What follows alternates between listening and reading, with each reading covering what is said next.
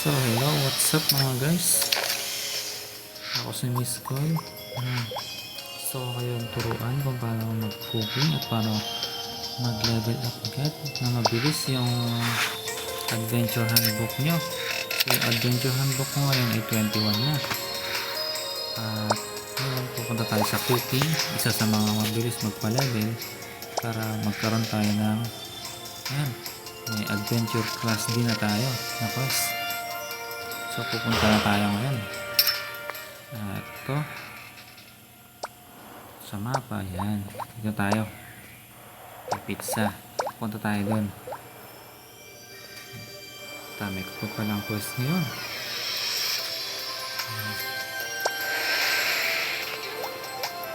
So level 88 na ako.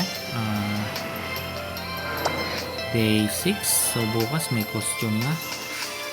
Yung mga naunang naglaro, shoutout sa inyo.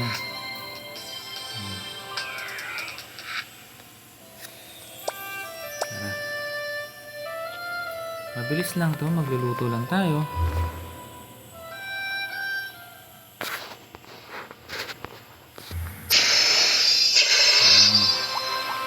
Ayan. Mag-update na tayo ng cooking. Okay. Ito na lang siya.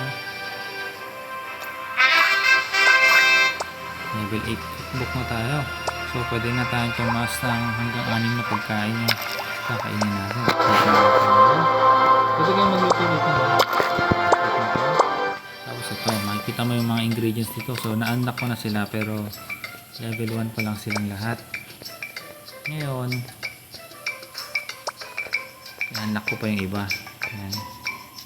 Saglit lang to. Click mo lang yan. Double click. Tapos insert. Start. Luluto ka na ngayon. Mag-start ka na magluto. Hindi sa ma-unlock lang. Skip lang. So dito ulit pa. Ganyan.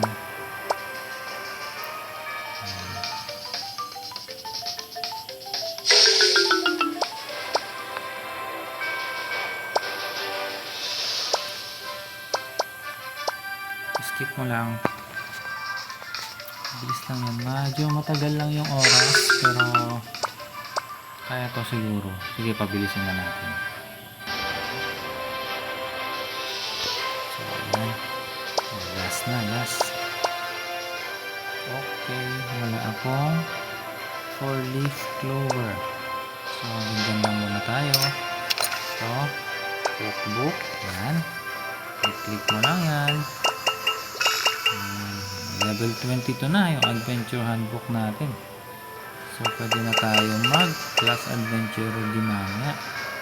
So pag nag level 25 tayo, pwede na tayo mag class 30 ata pag adventurer B.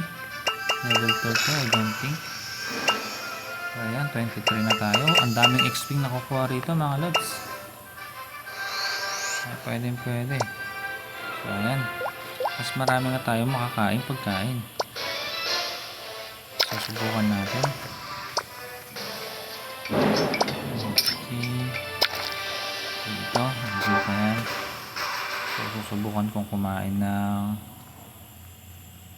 siguro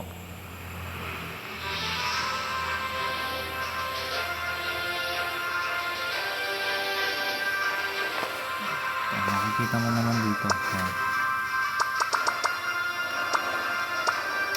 Pwede na tayong kumain ng 6 na pagkain sabay-sabay. So mag-i-stack kasi yun. Kumbaga magpapatong yung ano niya. Ayan. So ito na mga brods. Salamat. Hanggang sa muli. Alam.